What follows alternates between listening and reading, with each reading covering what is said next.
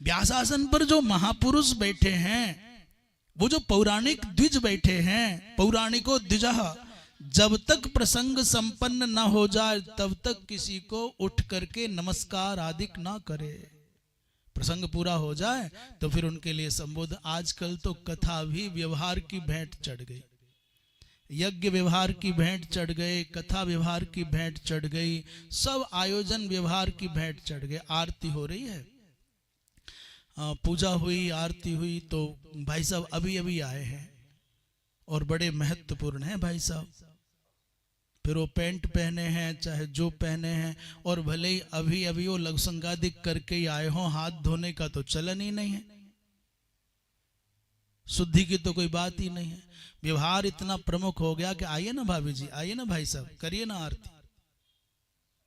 उनको सम्मान देना है कि आइए आपको सम्मान दिया जा रहा है, और उनको अपनी श्रेष्ठता सिद्ध करनी है, तो वो बिना विचारे आरती पकड़ लेंगे।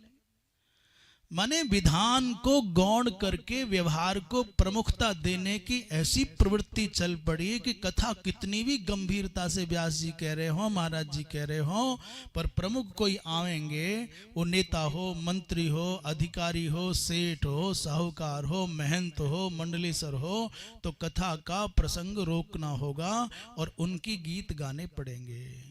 अब माला चढ़ेगी, माला उतरेगी और फिर राजी खुशी होगी। बहुत देर तक कोई बुरा माने तो मान जा, एयर होस्टेस की तरह से जबरदस्ती मुंह बिचका के हंसना पड़ेगा, बिना ही मतलब के, लेना नहीं देना नहीं। आने जाने वालों को भी बड़ी सावधानी से उस समय कहीं जब प्रसंग पूरा हो रहा हो तब प्रवेश करना चाहिए, संकीर्तन प्रारंभ हो जाए। और एक कथाओं के मध्य में बुलवाने की जो बीमारी लगी है, ये और भी ज्यादा खतरनाक हो गई। कथा के आरंभ में बुलवाओ या कथा के समापन पर बुलवाओ, खूब आशीर्वचन लेना चाहिए, खूब मैं तो कहूँ कथा के अतिरिक्त सत्र रखना चाहिए, जिन जिन को निष्ठा है वो खूब सुने, जिनका सुनना, पर कथा को सुरक्षित करने पर जैसा भी है। जीना तो इसी परिस्थिति में है जो भी चल रही है। वृंदावन बिहारी लाल की।